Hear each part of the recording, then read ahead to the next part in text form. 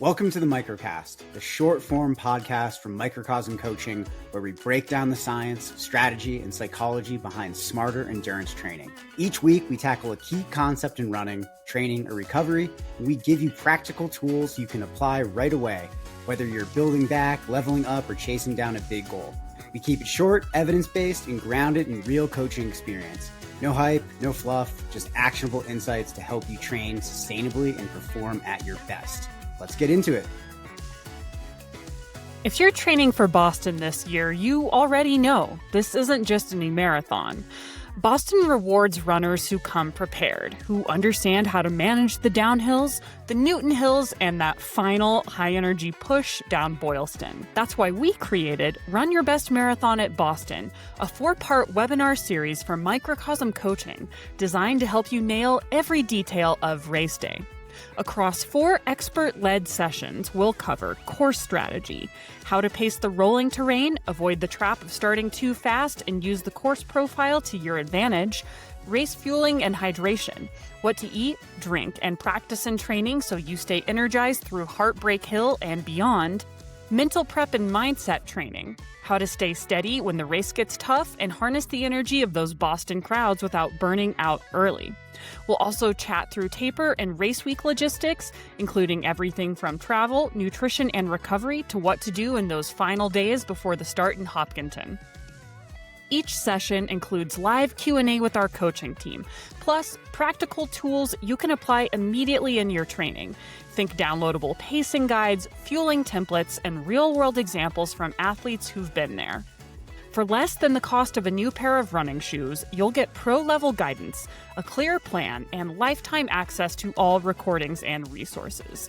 Whether you're chasing a Boston PR or just want to enjoy the day, this series will help you show up confident, prepared, and ready to run your best Boston ever. Spots are limited, so head to microcosmswag.com and sign up for Run Your Best Marathon at Boston today. Going on, Zoe? We're back. We're back. How's it feeling?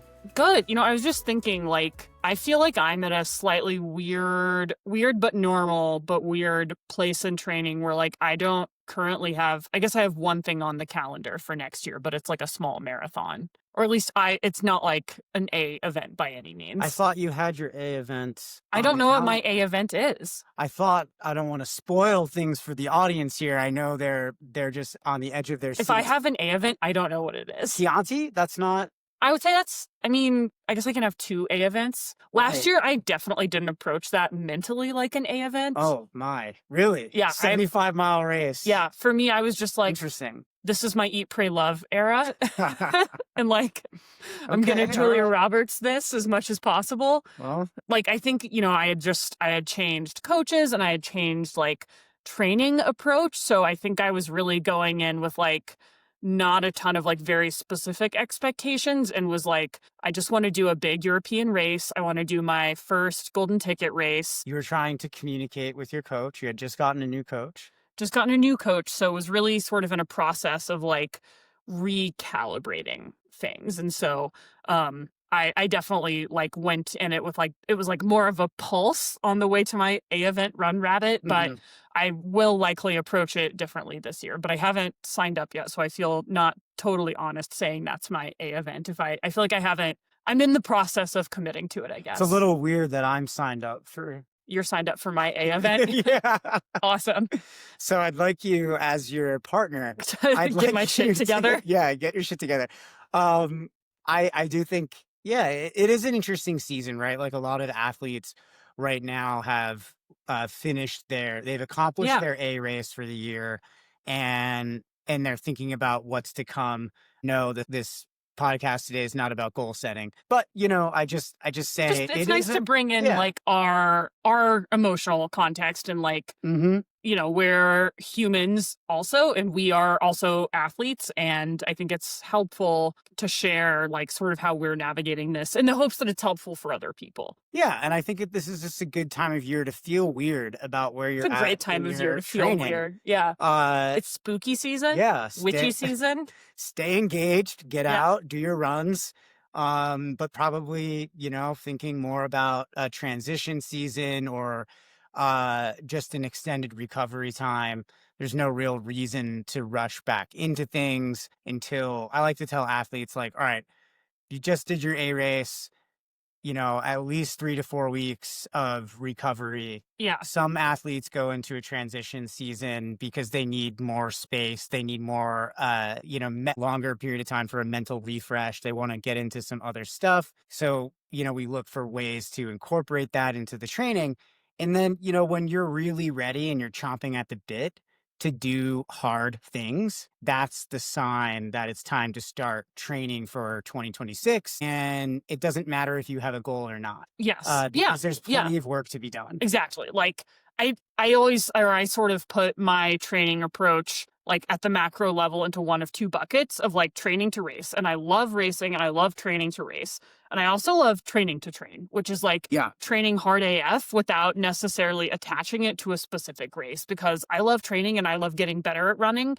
And when I do finally, sign up for the race that I should have already signed up for, I guess, then like it's even less stressful because like I've always been putting in the work. But also, so for folks, like I understand, like not everyone's brain works like mine and they're like, woohoo, I'm just super motivated. I love running. Like I don't need a reason to run. If the concept of racing was eradicated off the face of the earth tomorrow, my life would look like fairly similar. I like to train. I love to train. So I don't need motivation. Like that's just not how my brain works. And thankfully people have different brains than me. You're intrinsically motivated. I'm very intrinsically motivated. But for folks that feel more motivational pull on events, I think it can be helpful to tell yourself the story that like you don't need to have like given ultra sign up money to actually have an event on the calendar. Like I view myself as already training for Western states. I currently have like 4 lottery tickets. So the odds of that. Whenever you happen to get in. So whenever I happen to get in, like I'm already working towards that for myself, like not necessarily specifically, but I'm like emotionally attaching and storytelling what I'm doing now. I'm telling myself that is specifically meaningful for when I do get to do that thing. Yeah, I love it. And I think other people will understand that will resonate with them. If you're one of those people who are listening and you're like, I don't know why I would train if I don't have a goal. Let's think about why you run in the first place. But also likely there's something yes there that you can attach to help you get outside. Correct. And also just like from a physiological perspective, again, your body doesn't actually work in like 12-week training cycles. So if like you actually like, even if the goal of like getting better at running in general or getting faster doesn't resonate and you're like, I really just specifically want to go like sub 4 in the marathon or whatever, just train for that all the time.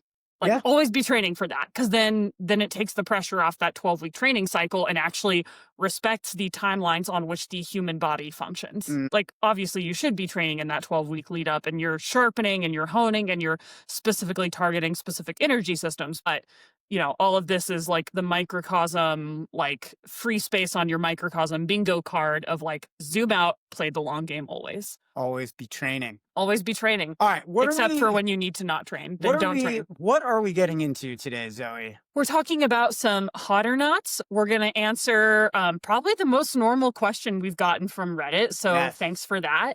And then we're going to talk about recovery, which don't get bored. Don't turn this off. Remember, like recovery is the most important part of your training because it is when you actually adapt to the training. So I know it's not sexy and we're not talking about like getting faster and like 6 splits and like yada yada, but like you have to understand how to optimize your recovery to optimize your training. Like they do not exist without one another. So like don't get bored. Don't think like, well, I'm only here to learn how to get better at running. This is how you get better at running. Man, I am just blown away by that. Yeah? No, not at all. Oh. Because I was like, that's not good. Not at all. Because we know if you want to train hard, you have to recover hard too. Yes. But I think a lot of folks out there, particularly in the endurance space, do struggle with this concept. We see this a lot with our athletes that we work with and in the larger microcosm community. It's really, really, really important. So I'm happy we can talk about ways that athletes can kind of channel their focus and really hone in to make the most of their recovery. But first, everybody wants to get into the hot or not, or at least That's why people come for the half-baked takes. Yes, although 8 minutes into the podcast, we've got some vibes based we have hot or nots here. hella vibes. We also have some good ones based on some research. So let's get it going here. Life partners that coach each other, hot or not. So it's hard for me to not bring my specific context to this. Okay. And like I say this with so much love for you as my life partner, but not hot. Yeah. And like I say that for you. It's not like hot. You don't want to coach me. No, hell no. And I don't want to be coached by you. You have in the past mentioned like, okay, I think I want to leave my coach. I feel like the only other person that could coach me is you. And we've both been like, I think it was more, it was like, let's not do that. I think it was more like, I need to do research because in that moment I felt like I care a lot about my training and I don't trust everyone with my training. And in that moment I was like, I feel that you are the only person I can specifically and immediately identify to trust with my training.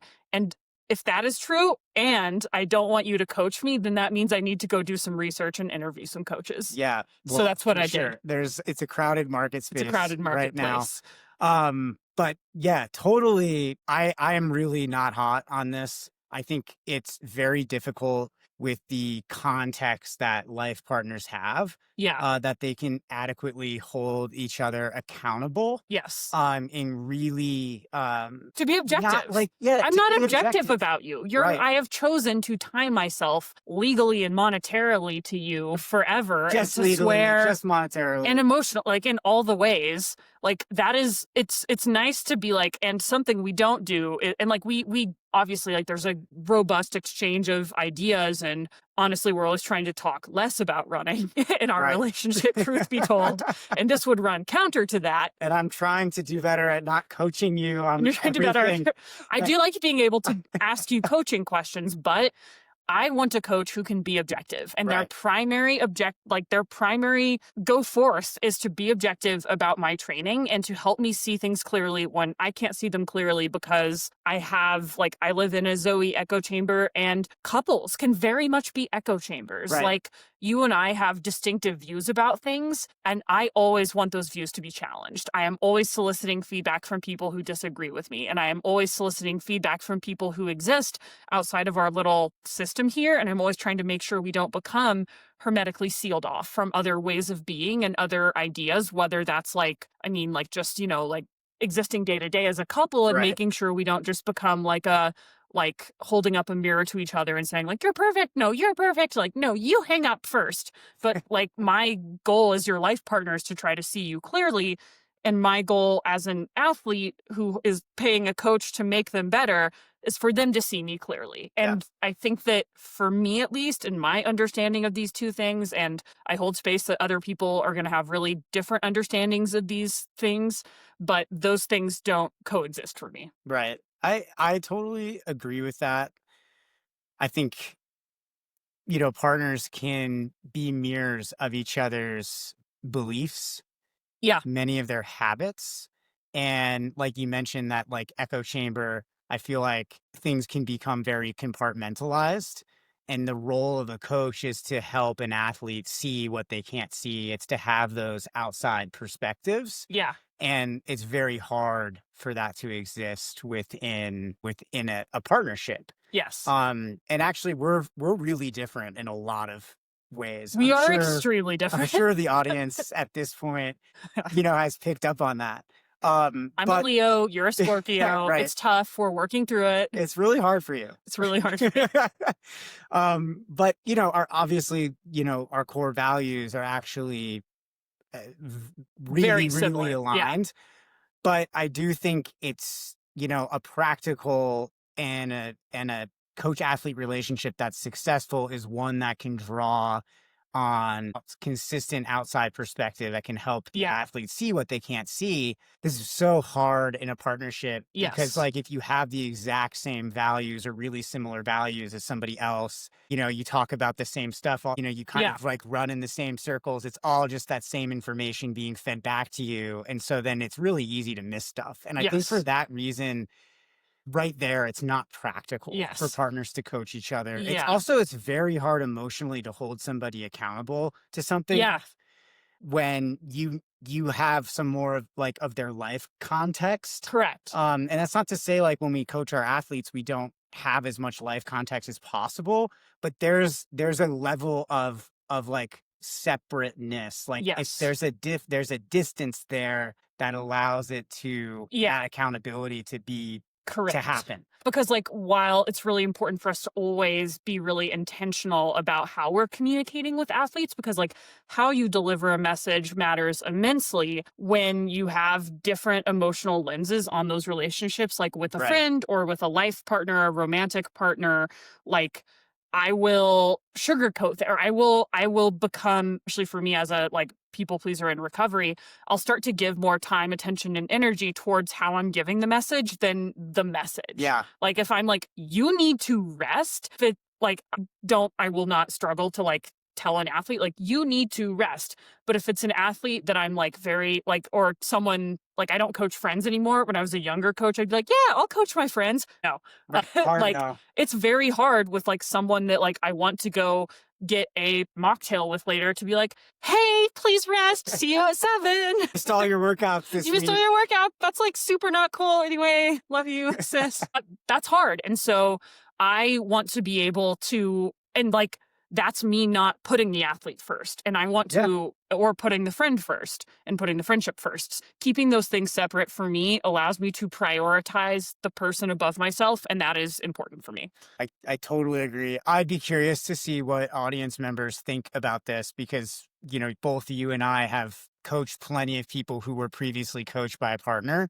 And we know people who in the space who coach each other and they are in romantic relationships or are husband and wife or spouses or whatever, partners for life. I definitely think it's not hot, but hey, you know, maybe it works for somebody out there. Happy for you. You do you. All right. Next question here. Stroop waffles, hot or not? I'm going to say, okay. I'm thinking about this because I had one on the airplane the other day.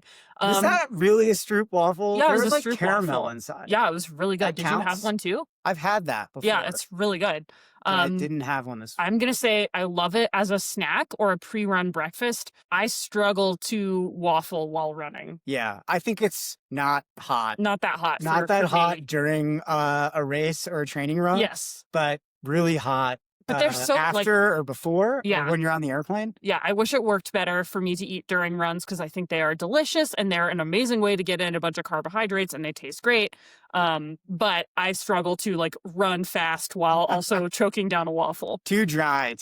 But I think like for especially like athletes that might struggle to eat before their morning runs, this is a great option. Like the waffle, you know? Yeah. Go for the waffle. It's a classic waffle. It's a classic European, waffle. So you're getting in touch with your trail running roots for our trail runners out there. It's the food of our ancestors. All right. Running your workouts on the local high school track. Hot or not? This one came from the community. I'm going to say hot because like what else is there? Yes. Right? Where else can you get where else? Like, do you have a track? So hot. Are there other tracks? Are there just like available track? Like maybe in Boulders, there's just like ambient tracks around. There could be. I think maybe if you're in a big city, you have like a public track. Yeah. But here in our town of 6,000 people, we have a track. Yeah. It's unfortunately not maintained in the winter. This is what's so tough because like in the winter, that's the only time where I would reasonably use the track. Unfortunately, well, it's actually super cute, but in the winter they groom it to teach like actual like infants how to cross country ski, which is like so stinking cute and also extremely annoying because I, an adult tax-paying woman, want to just run in circles in comfort and peace. Yeah, honestly, I think it's great. Like if you've got access to the track, you're doing some speed work, it's a pretty nice soft surface. Mm-hmm. I have maybe the only thing that's cold about this is I have had some athletes in the past overcook their workouts because they're on the track and they kind of get that Prefontaine need for speed and they want to show off for those high schoolers. Yeah, they want to flex. They want to prove it out there. Yep. Yeah, don't do that. Don't do that. Hang back, stay within yourself, stay within the intention of the workout. But I think it's a good place. Yeah. For a workout. Could put you in a good mindset being on the track. It's easy.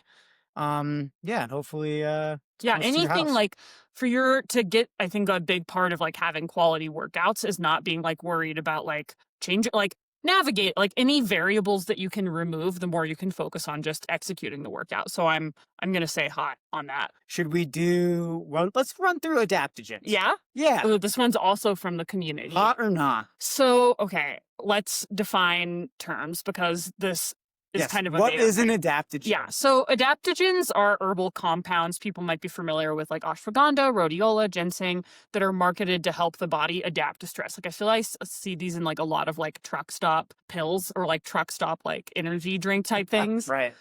So a lot of them will claim to do things like balance hormones, reduce fatigue, and improve recovery and focus.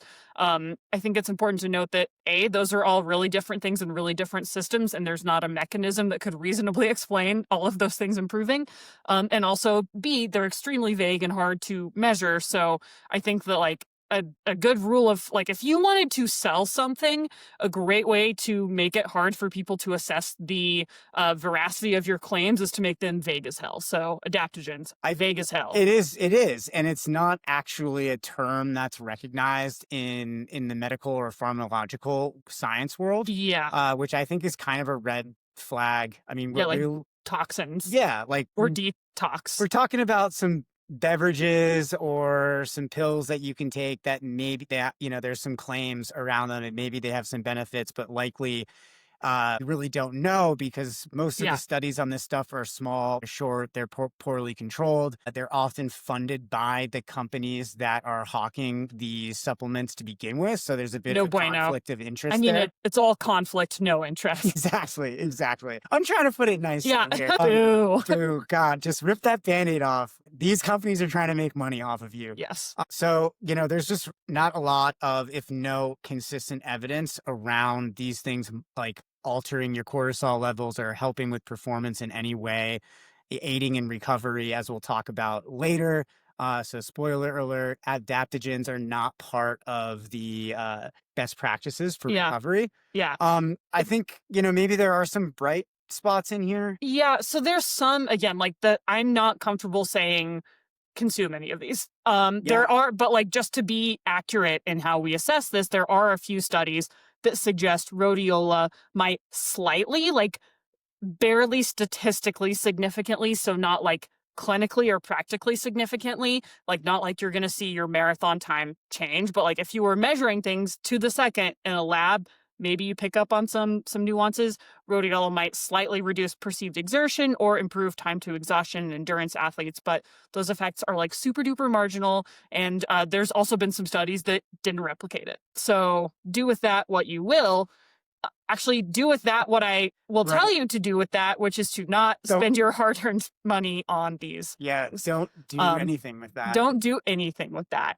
What you should do with that is drop kick it. Yes. To kingdom come. Here we go. What you should do is you should make sure you're hitting the big percentages in your recovery to prevent overtraining, your stress, and your fatigue. Sleep, fuel well, rest, etc. We're going to get more into that we will. Later in the podcast. So I'm going not hot on adaptogens. Although, I don't know, once in a while, like there's a sparkling adaptogen drink. I know, thing is that like, just tastes I'm so also good. Like a 32-year-old white lady that shops at Whole Foods sometimes. Like, if there's like a cute looking tea that has an adaptogen in it and it's like a flavor that I'm excited about, have I consumed these? Yes. Do I allow myself to trick myself into thinking they do anything other than drain my wallet? No, I do not. But I really am a sucker for things that contain lavender and chamomile. So that's my journey. We're here for it. Thank you. All right. Questions from Reddit.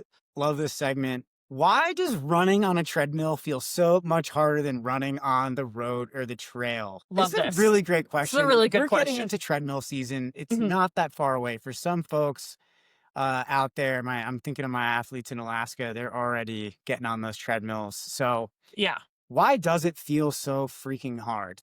So you might think that it would feel easier, right? Because there's fewer variables, there's no wind, hills, but the reality is actually pretty complicated. And honestly, a lot of what makes treadmill running feel harder is in your brain and biomechanics, not your lungs. And I think that understanding that like the actual physiological, like small nuances here can help people understand how to use the treadmill as a training tool because it is a good training tool. And I believe that runners should have it in their tool belt.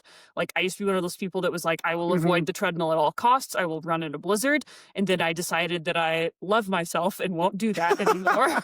So then I went to therapy. And joined a gym. And I realized that you can watch TV while running. Let's unpack. And my life changed. Yeah. So let's talk about the physics. When you're outside, every stride is actually propelling you forward through space. On a treadmill, the belt moves under you, which changes your muscle recruitment in subtle but important ways. Your posterior chain, like glutes and hamstrings, don't have to push forward as much, and your hip flexors and quads do a little bit more of the work. And that shift can make the movement feel awkward or inefficient, especially if you're not super used to it. So you might fatigue faster, even if your pace looks the same.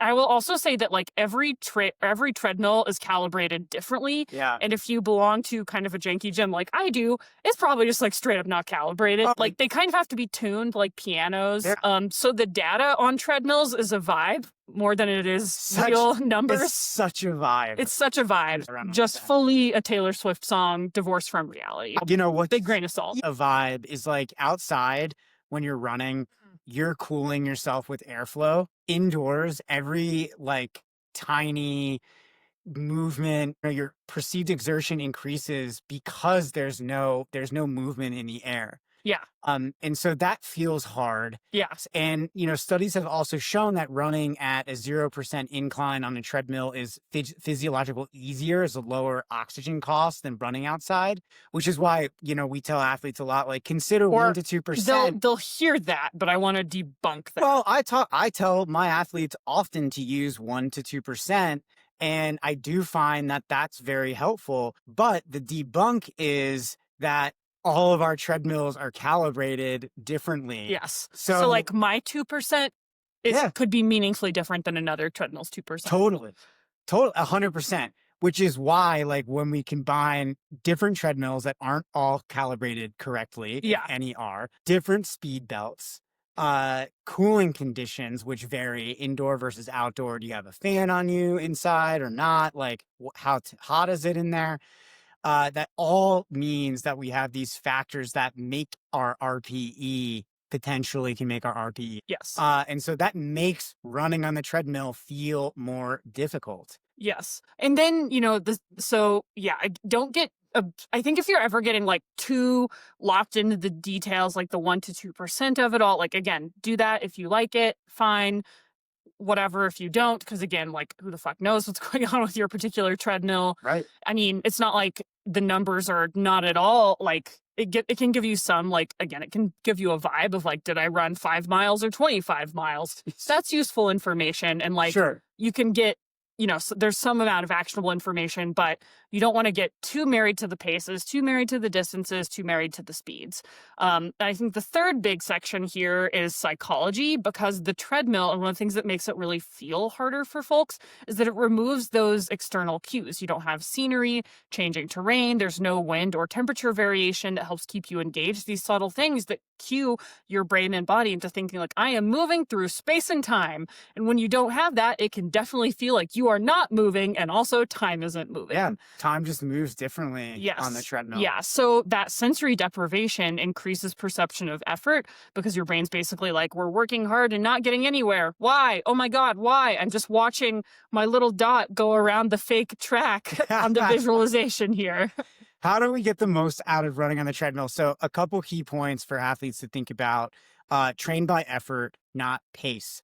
Again, every treadmill model reads slightly differently, you know, and so that reading, that puts a different stress on your body. We don't really know how all of these treadmills are calibrated, when the last time they were calibrated, etc. So try to get the data out of your head. I really recommend for athletes, put a towel over the data. Just leave the time and go by what feels right for the workout intention that you have for the day. Use a treadmill strategically. This is another really good point. So it's perfect for structured workouts like intervals, hill workouts, hill repeats, all that stuff. It's great for recovery days or when the weather is bad or, you know, there's a safety issue outside, like poor AQI. Yeah. Like this is a Treadmill's great. Great tool. You know, mind your cooling. Fan can be helpful. It can make a big difference in keeping your RPE low, managing a lower heart rate. And I think it can make it more comparable to outdoor running potentially. Yeah. And then again, play with that incline. Like, it could be slightly different one treadmill to another, whether it's 1% or 2 or 4. You can use a treadmill to mimic some of the terrain that you might have in an upcoming race. Yep. This is definitely a tool that like I like to have my athletes use who are really terrain limited. But again, like in order to use it effectively as a tool, we just can't overstress on those numbers. Again, like data is not the end all be all, but again, like this is a great tool to use. So train by time. And if you're doing workouts, like, do these uphill. That's awesome. Like if you don't live near a hill that is 12 minutes long, which is like most people, you might live near a treadmill and you're running out of reasons to not do the 12-minute hill workout. Planet Fitness. Yep. And just don't get too attached to the data and don't get attached to judging yourself. The treadmill's a tool. It is not a test. You're not racing the belt. It's just one more way of training your engine. At the end of the day, it's not meaningfully better or worse. It's just different. And I think, again, a good tool to have. If you're doing all of your runs on the treadmill, that may not be ideal. But if you're doing none of your runs on the treadmill and you're the asshole out running in a blizzard, also probably not ideal. If it's a recovery run, really make sure you do keep it, in fact, easy. If it's a steady state workout, focus on the correct effort, just like you would outside. Yeah. No need to overthink it. Match your intention. Match your RP with the intention for the workout. Yep. Cover up that data. Yeah. All right. 5 ways to rock your recovery. So I think a lot of people have heard that phrase, recovery is where the magic happens. I guess it's where the science happens. Yeah. What is recovery? Yeah. Physiologically speaking, like what is the science behind it? Let's go through that a little bit because it's important to understand, you know, it's not just a rest day. It's not just taking your foam roller out. There are actually biological processes that allow the body to repair tissue, restore energy, and adapt to training stress that are really important for athletes to understand. I think if we know what our habits serve, we're much more likely to engage with those habits in a meaningful way and really stick to them. So if we understand why recovery is so important, we're going to emphasize it more and more. Correct. And we're going to get more benefit from it. So let's get into that. Of course, we've got 5 takeaways. Because that's how everything works. That's what the algorithm likes. That's what the people want. You know, thankfully, complicated and nuanced scientific concepts can always be perfectly optimally broken down into 5 discrete and easy to talk about ideas. So thank you for that. Next week to come up with like 7. Just throw a curveball. Fuck it. So let's talk about what recovery is. Yeah. When you train, you're applying stress to the body's systems: muscular, cardiovascular, endocrine, and nervous system. Recovery is the period during which those systems repair and remodel in response to that stress. Training creates the stimulus for adaptation. Recovery is when the adaptation itself occurs. And I feel like, especially when I'm like considering bringing on a new coaching client, understanding their relationship to recovery, I think is always a really interesting and important litmus test for like, if someone is not as invested in the recovery and like there's someone who's like, I've never taken rest days, or like, I'm uncomfortable with rest days or recovery days, and they're like, but I want to get better. That world does not exist. Right. You cannot get better at running and not be very dedicated to your recovery. People who really over-index on there's a tendency, like the bias towards action. Right. We think that the thing we're doing, like the runs, the workouts, the strength, like we think that stuff is the most important because we're doing something. And recovery kind of feels like, if you're not thinking about it, it feels passive. And so a lot of people have a bias towards doing the thing because it feels more in our control, more like in our locus of control. And it's like easy. There's like concepts that are easy for us to grasp onto. Recovery can feel more nebulous Or I think in the worst case scenario, if people don't have an understanding of it or don't have an attachment to it, it can signal an unhealthy or unbalanced relationship to movement in general if they're not able to invest in the recovery. No, it's fundamental, right? I think that tells us a lot about where an athlete is potentially at in the process, how much they value recovery versus how much they value, their training. A lot of folks are asking, when can I sneak in that double? How can I get more, how can I use the stationary bike what if I do that's collecting dust over there? And it's like, maybe that time is better spent just kicking your feet up, going on a walk with your dog, hanging out with your kids, like doing something else that is going to facilitate the adaptation process through rest. Yeah. Rather than trying to add more stress to a system. I think athletes should only consider those things like doubles when they really feel like their mechanisms for recovery are completely dialed in. Right. Well, yeah, something I always tell athletes is you can only train as hard as you recover. Right, so like exactly. if you want to do the sexy stuff like doubles and big, more strength training and adding on volume, my question to you is always, how are you upping your recovery game? Because like, yes, as you train, your body does get better at adapting, but like you can't continually add in training and not make any changes in your recovery intentions and just expect to get the same results. Because you will eventually sort of like outrun that runway if you're not making serious changes to like improve your recovery and just being more intentional. Because like the way I recover now is extremely differently than like a year ago, 3 years ago, certainly 5 years ago. I used to do uphill skiing on my best days. Lord, forgive me. I used to do more cross-country skiing or go skiing. So I guess, aging too. Pot kettle. Yeah, exactly. Aging. Turning 30. Not good for your recovery. Please. Dude. I'd love to be 30. Noticeable. It is noticeable. It is not. It is. It wasn't for me. It didn't hit me until like 37. Dude, I used to be able to have like more than one IPAs and go out and do a long run, like absolutely no issue.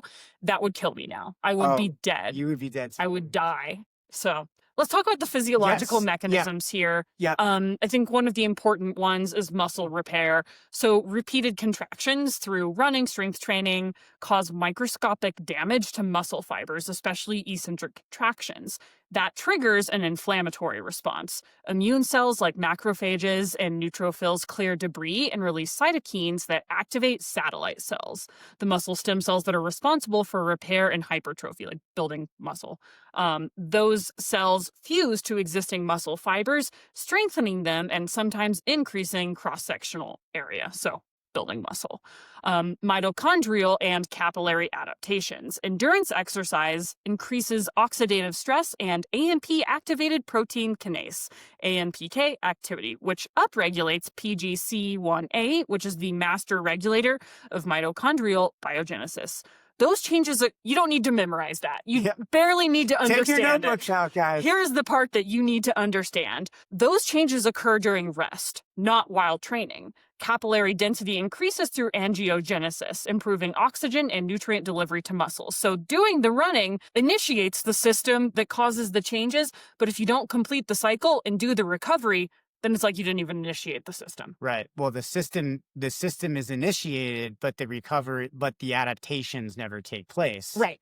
So we have the environment for adaptation, but we never realize that adaptation. Correct. This is like a primary reason why a lot of athletes, look to a coach because they feel like I've been on a plateau or I keep getting injured. I'm trying to increase my training. Likely they're not injecting enough rest, or the way they periodize and polarize their training isn't correct for the amount of stress that they're distributing across a week. So they're not having that. They're not having enough rest to have adaptation. So they see no growth. Yes. They feel like they're on a plateau. Yeah.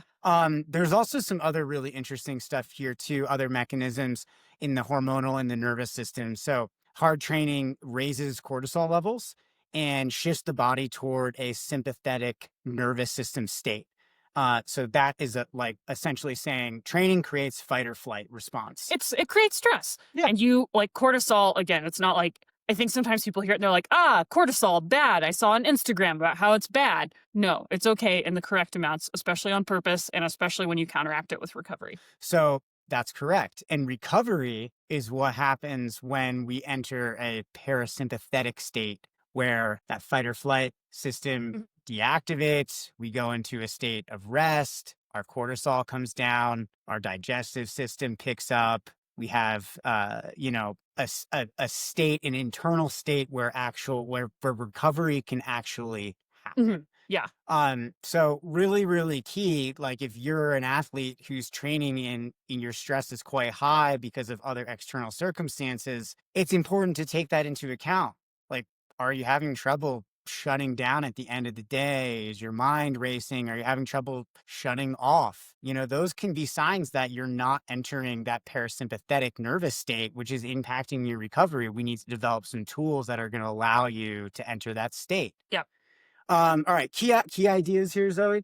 Yeah. So I think what I want people to walk away from this with is that without adequate recovery, cellular and hormonal cascades that create endurance and strength simply can't compete. Over time, that will just lead to accumulated fatigue without positive adaptation. All right. This is TJ shit. Let's talk about sleep. You love sleep.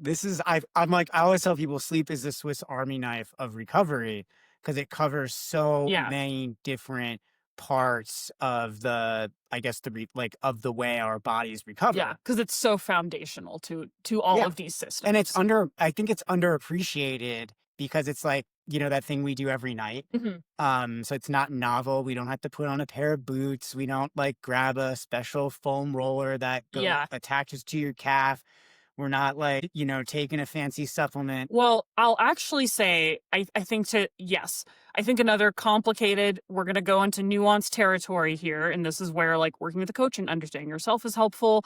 There are some people that can over-index on sleep in a way that's not healthy. Totally. I can fall into this category. Yes. There's actually a thing called orthosomnia, which is when your anxiety about your sleep prevents you from getting adequate sleep. So this is where we see a lot of things like trackers being used and supplements and Baroque wind down routines. And yes, sleep hygiene is important. You don't need a 37 level supplement stack or some really bizarre routine. Do what works for you, not necessarily whatever you saw on Instagram. But again, sleep is very important. It's okay to have a couple rough nights every now and then. We're looking at the macro patterns. And I think that if you're looking at making a change in your sleep habits, there's the things I would be skeptical of are the things does this does someone profit off of this? Because I think a lot of the things that really work well for sleep don't involve the expenditure of money specifically, and the things I need this specific, I say this is someone I have earplugs, a mask, and a weighted blanket. So again, I see you, I am you. I spent so much money on this stuff. Sleep is really hard for me. But again, we don't want to become overly attached to it or overly fixated on it in a way that isn't healthful either. Right. So let's talk about the physiology of sleep and recovery. So during sleep, we have deep, slow wave sleep, which is going to, it really helps to create a I'm trying to understand how to describe. It creates the conditions under which the pituitary gland releases large pulses of growth hormone. Explain that in a way that people will understand what that is. While you sleep, this happens? While you sleep, your hormones, your pituitary gland does its thing. Yes. Yeah. And growth hormone is important because it drives protein synthesis, stimulates collagen formation in your tendons, ligaments, and promotes glycogen storage in the muscle and liver. Right. So a lot of different things that are important and innately tied to quality sleep. It also supports muscle protein synthesis by increasing the availability of amino acids for rebuilding tissues and regulating testosterone levels.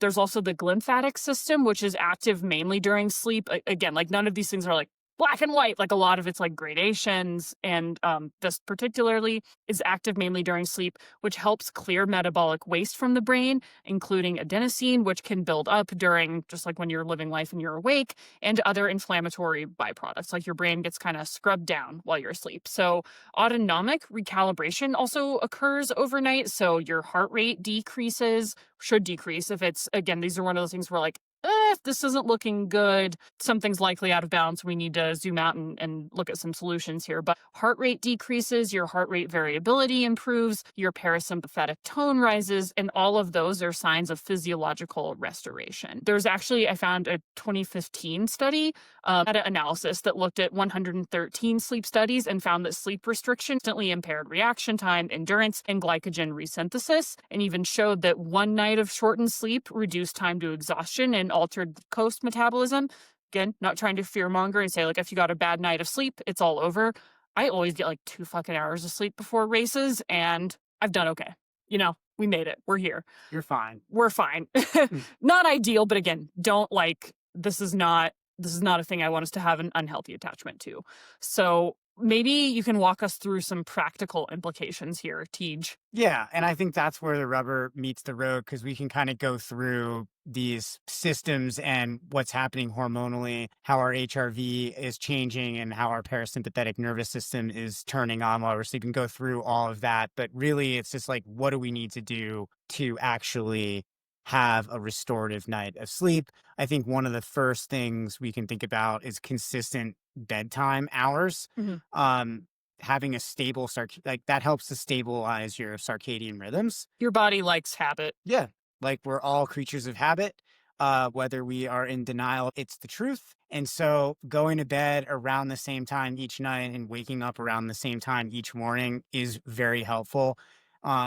Aim for 7 to 9 hours. 7 is fine. There's there's always room for individual variation. This is like real general Rex. It is really general. Like, I'm the kind of person that feels like shit if I get more than 8 hours of sleep. I'm much better. I feel great. Right. I'll do 10 hours and I'm just like peaking. You crush with a lot of sleep. I have never been a long sleeper. I feel really good at just over 7.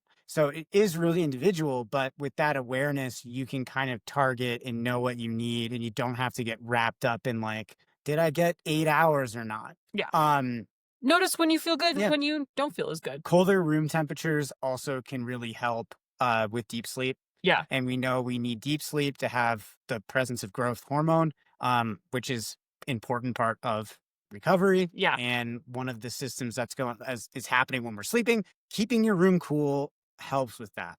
Making sure that you're eating enough will help with sleep. You also don't want to eat too much right before bed, because that, like, you know, hitting your digestive system up right before you try to crash out, not going to be ideal. You know, there's, you know, making sure that you're well fueled will help with quality of sleep and can also help accelerate serotonin and melatonin production, which can improve the onset of sleep after evening training. Yeah. So, yeah. Couple myths here. Tracking devices can provide some good insights into your, you know, the quality of your sleep, but it can't replace consistent habits.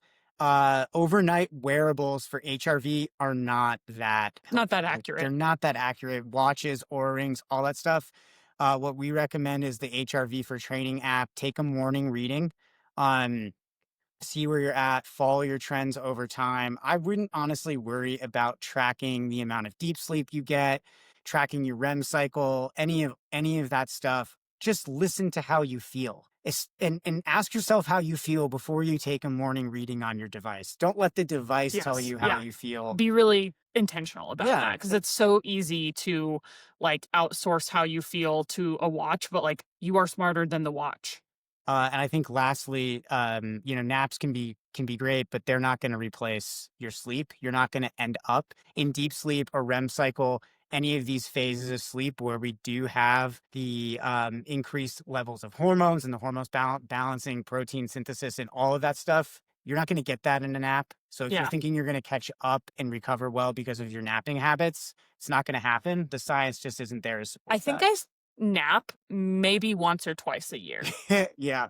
It's unusual. I'm not a napper. No, you're not. Because like, if I fall asleep, like, my body really wants to get to that like deep, like, I'll like sleep for an hour in the middle of the day. Like, again, the rare like once a year where it happens, and I wake up and I like don't know who I am or where I am. And it's like so confusing. It's so bad. So I'm not a big napper. All that is to say.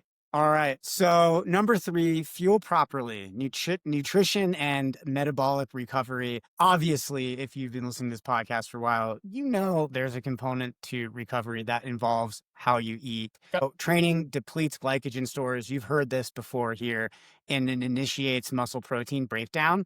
And the window immediately post-exercise is critical for triggering the repair and refueling process. So walk us through some of the physiology behind this. Yeah, so one thing we're looking at is glycogen synthesis, because after exercise, glycogen synthase enzyme activity is elevated for about 30 to 60 minutes. So that's like a great time to get a little extra food in. But again, like it's not like the metabolic window closes. You're like it's a little more optimal, but like don't freak out if you miss that window.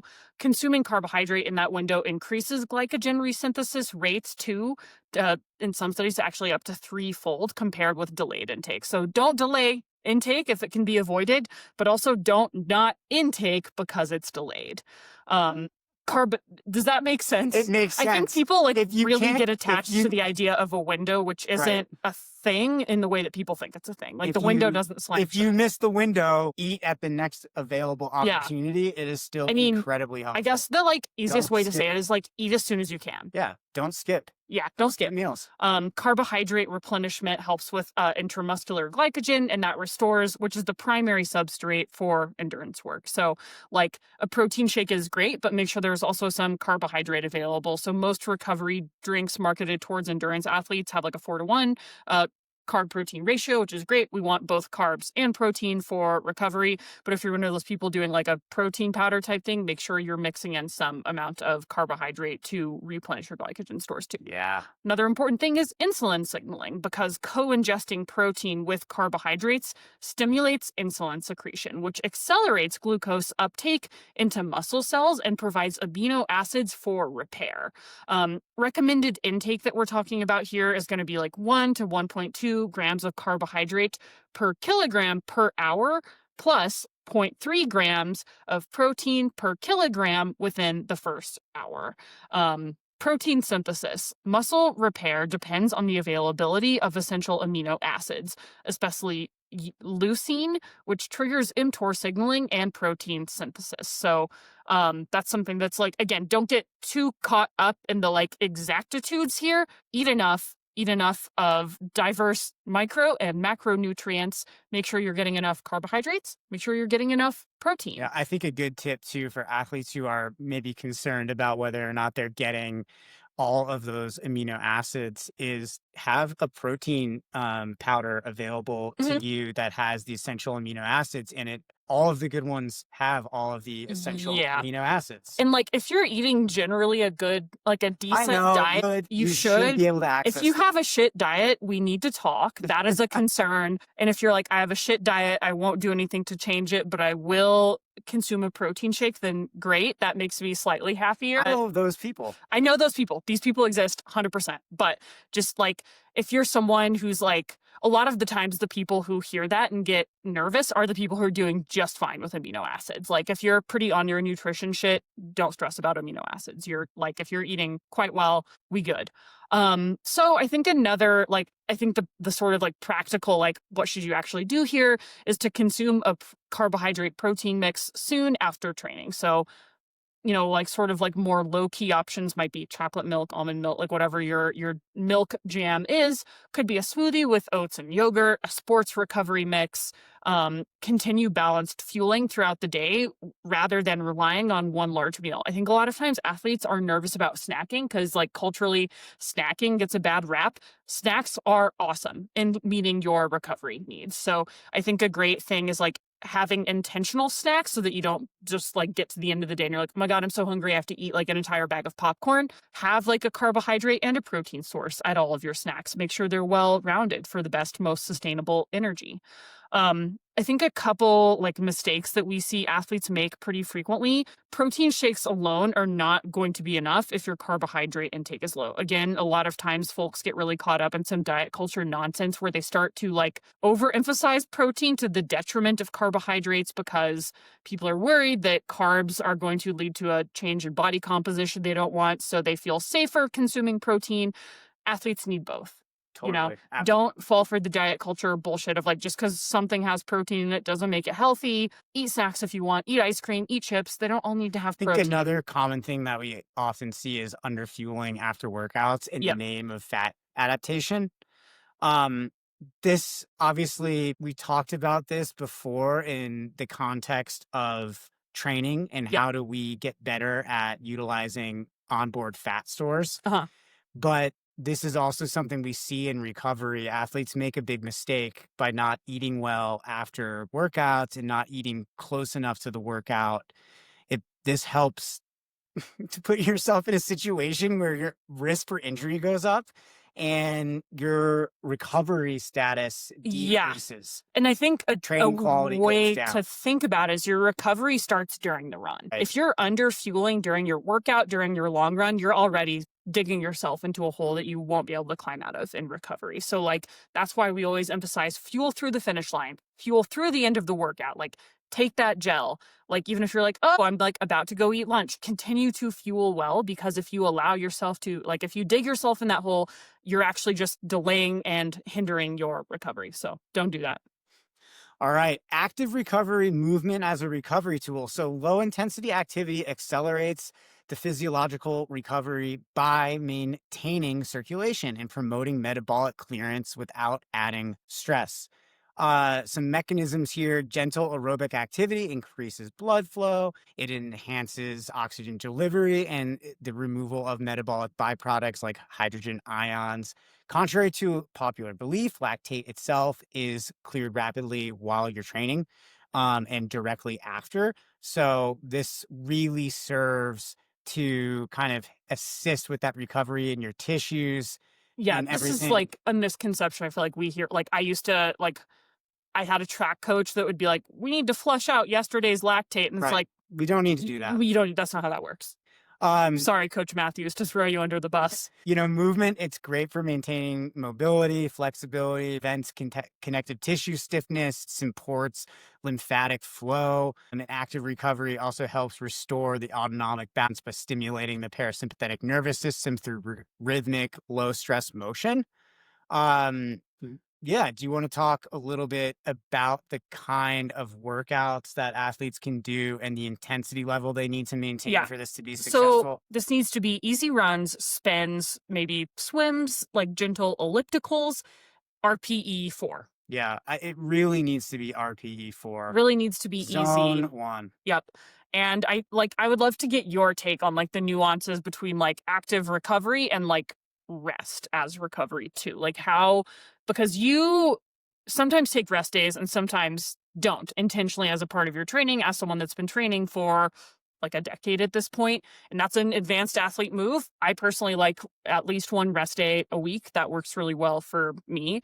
But like, occasionally I'll have athletes try to sneak in like a hike on a rest day and they're like, oh, but it's really easy. So how do you like people to think about the difference between active recovery and true rest? I think that active recovery only works for athletes who are very aware of their RPE zones and are able to execute at a very high level the intention behind every training session. Yeah. This is not something, you're going to see mid-pack runners or beginner athletes doing, because first of all, the stress for a lot of people of even an RPE 4 run after, 4 or 5 or 6 consecutive days of training is too much. They need that full rest to allow their musculoskeletal system to catch up. It requires a profound amount of fitness to run in the recovery zone. Yeah. I mean, you have to be a strong athlete with a strong aerobic system to be able to run do easy. You have to be really good at running to run slow. I mean, a lot of people struggle with that. Yeah, it's hard. Honestly, like for most of the athletes listening to this, to be an RPE 4 probably is going to involve walking, especially depending on the terrain that they're on, which is another reason, like whenever I do RPE 4, like you'll barely ever see me on a trail. Yeah, same. I'm always going to be on the easiest terrain possible. I'm jogging. I'm on the streets. Yeah, we're on the streets. We're just chilling out. And I think one of the things that is not mentioned in this that I think is really important is, athletes who train 7 days a week and choose to do a recovery run, They have to be very good at turning off their training brain when they're not training. Yes. Because if you don't have a day to detach from the training, your mind is so analytical. It's always caught up in the data. You're thinking about, how can I improve on this? Was this executed right? Were these intervals at the right? Like, you can easily be too attached to that way of thinking, which over time I think can lead to burnout.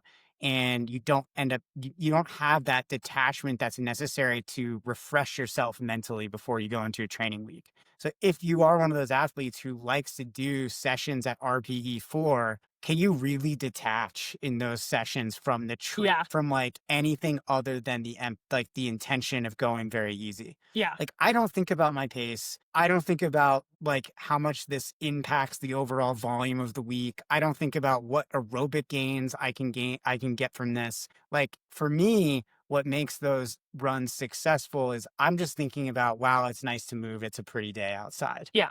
I'm going easy. Like, I am able to still detach from that training brain while doing What are the big mistakes you see athletes make when it comes to going too hard on rest? Like, again, like if you're uphill skiing on rest days, no. Right, or strength training too Power much. yoga, also a no, dog.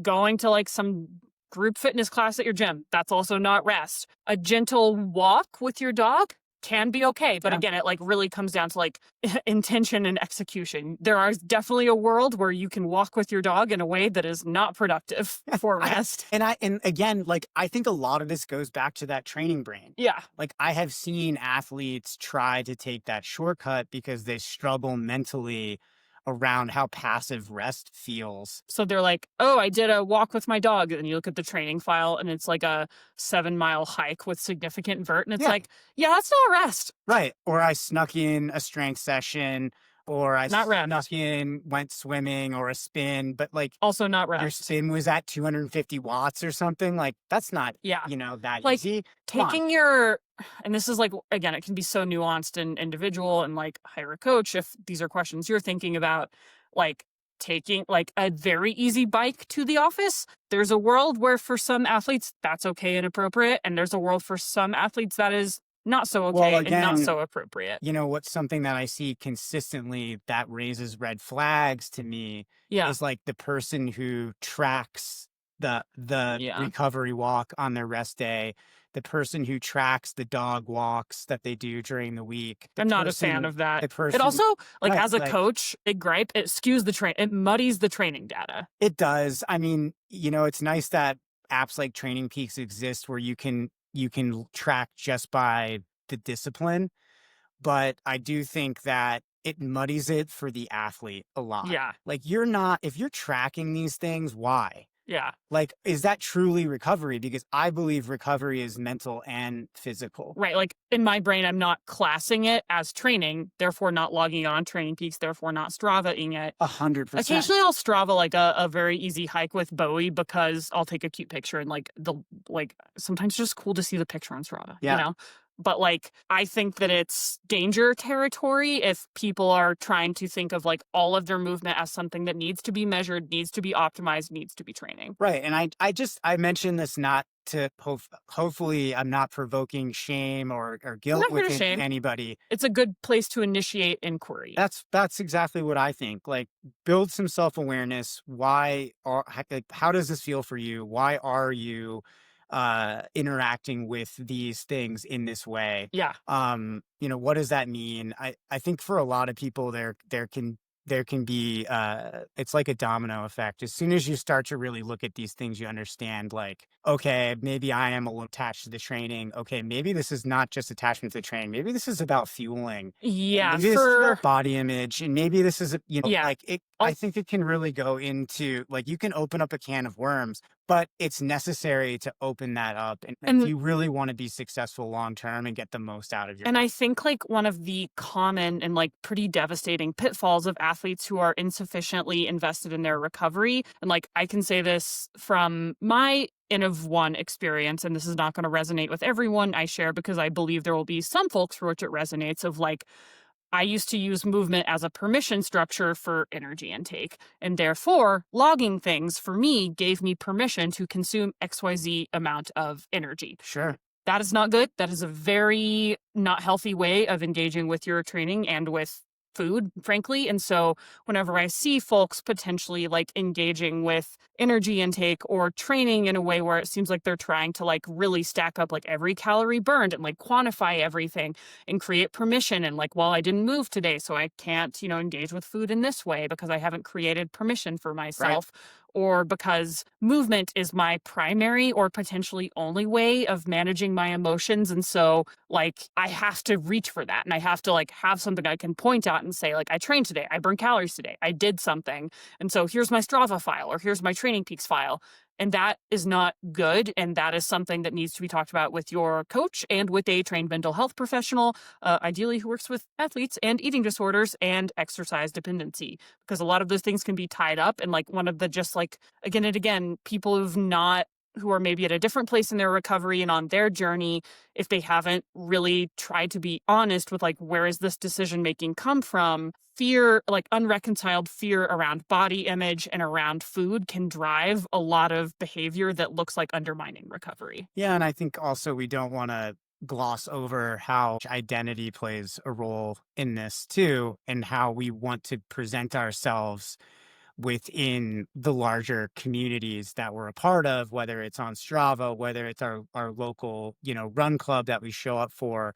A lot of folks, and I fell into this category very, very early on when I first got on Strava and was a professional athlete. And I was like, oh, wow, here's a way for me to show people how much I'm engaged in my discipline and how committed I am, better track all these things and log them there. That's so fun because like And when I see someone that doesn't take rest days, I'm just like, rookie. Like that's my like genuine like knee jerk. I'm like, that's someone who's not, they don't actually care about their training. Well, like, the one thing like you need to be able to recover. So if I see like again, you never know exactly what's going on in someone else's training. But to me, when I see someone who really looks like they're not engaging with rest and with recovery, I'm like, rookie. Like that to me doesn't scream consummate professional who's extremely invested in their athletic journey.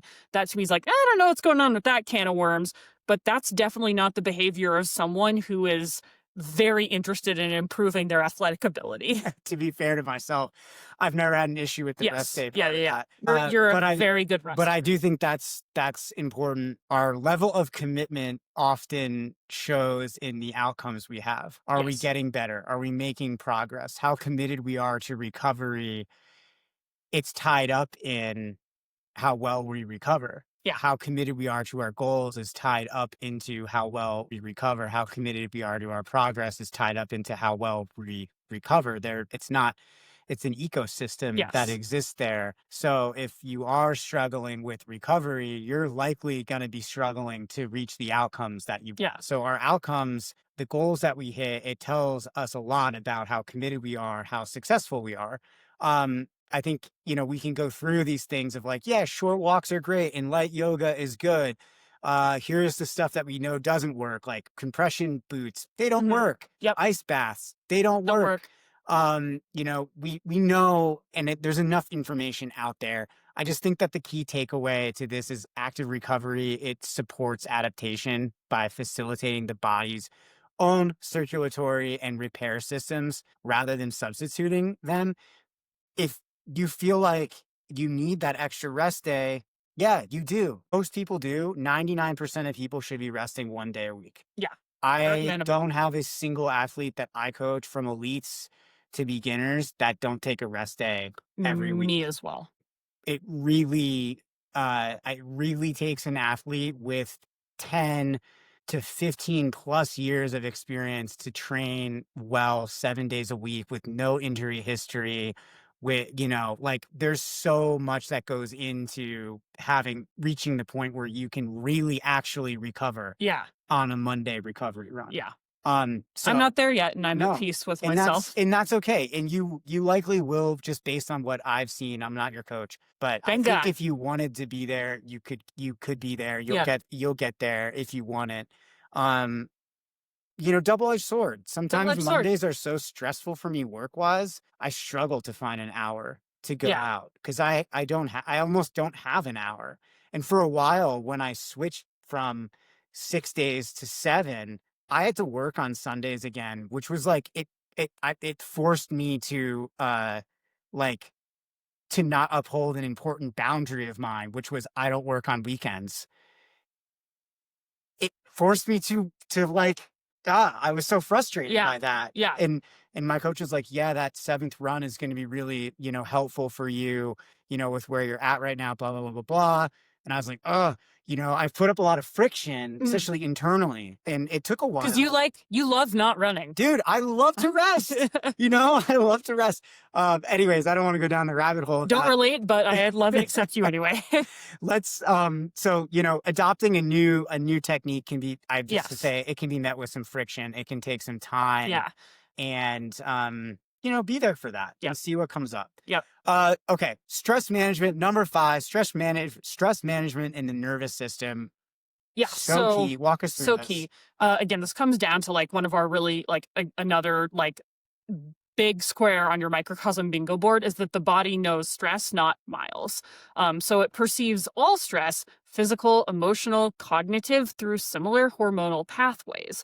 Ignoring psychological stress will undermine your physical recovery. So what the physiological principles at play here are that the hypothalamic pituitary adrenal, or HPA axis, regulates cortisol secretion. Chronic stress keeps cortisol elevated, which inhibits protein synthesis, suppresses immune function, and slows glycogen restoration, among other nasty little side effects that you do not want as a result of chronically elevated cortisol. Again, intentionally elevated cortisol that resolves with intentional rest is a part of training and is okay. Chronic cortisol, not good. Also, just like throwing in there, a lot of at-home hormone tests, don't do that. Not vetted and validated by science. I feel like I see that a lot.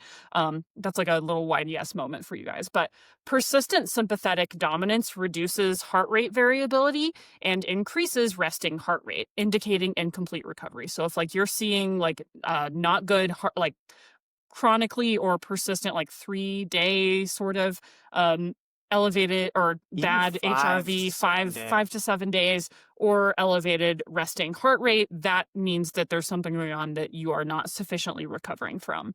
Mental fatigue also affects motor cortex efficiency, so that reduces muscle recruitment and coordination, even when muscles themselves are physically capable. Like maybe on a mechanical level, like on the level of like, if we did a muscle biopsy, it might indicate like you're fine, but zooming out to look at the whole system, if like you are going through a breakup and you had to give a big presentation and your dog is sick and you got to go pick your kid up from orchestra camp 6 hours away, like that will meaningfully impact your ability to run. Even if you're a moron like me who used to have the belief that like, no, it's okay, I'm very mentally strong, it won't impact my running. Well, science says you're wrong. Sorry, Zoe, from the past.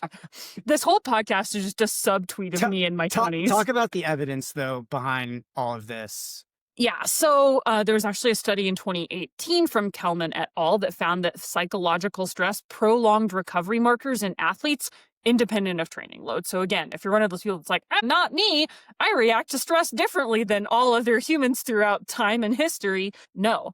There's another study by Stanley et al. In 2013 that demonstrated that heart rate variability guided training improved endurance performance and reduced overtraining risk by adjusting intensity based on recovery status. So the golden nugget there isn't to obsess about HRV, it's to obsess about how you feel and potentially use some data like heart rate variability as a part of assessing that. But like that, I just don't want to overemphasize the heart rate variability component of that. So a couple recovery strategies for you guys: relaxation techniques such as breath work, so important for managing your nervous system. Mm-hmm.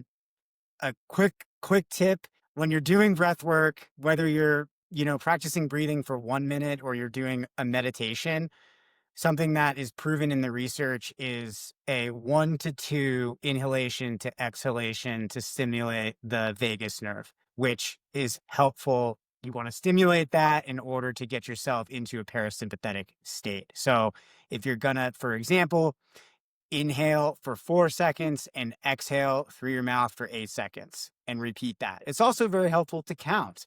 That can help you get your mind off of other things. So manage overall life load, work stress, social commitments, and, poor sleep, sometimes a result of over booking yourself, too many social commitments, too much work stress. All that stuff compounds and it impacts your training, and that fatigue shows up everywhere. And we want to control the controllables here. Like Yeah. if you have things you can say no to help keep life stress in check, absolutely do that. However, like you can't nope out of parenting, you can't nope out of partnering, you can't nope out of work on like a convenient for your training schedule. And that's why you have a coach as like your co-pilot in this process, because a lever we can pull on is training. So if life stress is high, you can't just also be like, great, and training stress will also be high. You have to reduce that down in order to continue to adapt. I agree with that 100%. One of the things I see athletes lean towards is lowering that training load right away before they've tried to use some of these tools to help manage it, like breath work or meditation.